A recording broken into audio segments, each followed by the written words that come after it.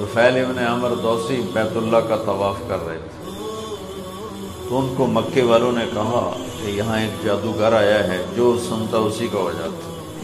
تو انہوں نے نا ڈر کے نا ایسے روئی کے بنا کے نا گولے اور اپنے کان میں ڈال دی کہ میں تو سنوں گا ہی نہیں، کہ میرے اوپر جادو نہ چل جائے۔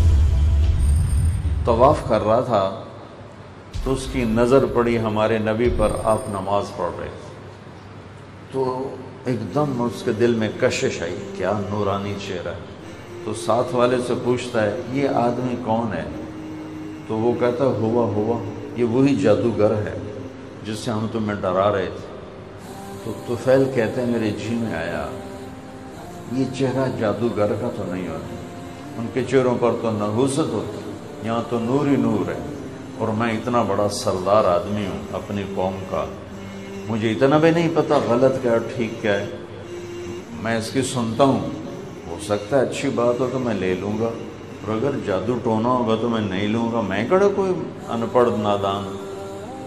روئی نکالی، طواف پورا کر کے اور آ کے بیٹھ گیا اللہ کے نبی کے پاس۔ آپ نفل پڑھ رہے تھے، آپ نفلوں سے فارغ ہوئے تو کہنے لگا ما تقول یا محمد، اے محمد کیا بات کرتے ہو تم؟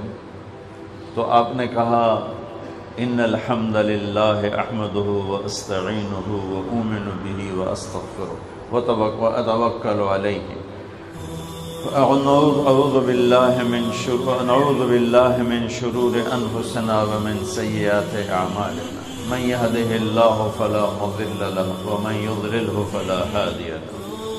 جو ہم خطبہ پڑھتے ہیں نا، ان الحمد للہ احمدہ واستعینہ واؤمن بہ واتوکل علیہ من یہدہ اللہ فلا مضل لہ ومن یضللہ فلا ہادی لہ۔ اچھا میں ترجمہ بھی کر دوں تو آپ کے لیے کوئی کشش نہیں، میرے لیے کوئی کشش نہیں۔ یہ کلام عربی ہے، سننے والا عرب ہے اور کلام کو سمجھتا ہے، اس کا ریئیکشن کیا تھا؟ سب تعریفیں اللہ کی، اس کی تعریف کرتا ہوں، اس پہ توکل کرتا ہوں، اس کی مدد کا طلبگار ہوں، جسے ہدایت دے اسے گمراہ کوئی نہیں کرتا، جسے گمراہ کر دے اسے ہدایت کوئی نہیں دیتا۔ اور ترجمے میں کوئی آپ کے دل دماغ پہ کوئی جھٹکا لگے کچھ بھی نہیں، لیکن وہ عرب تھا، کلام عربی تھا۔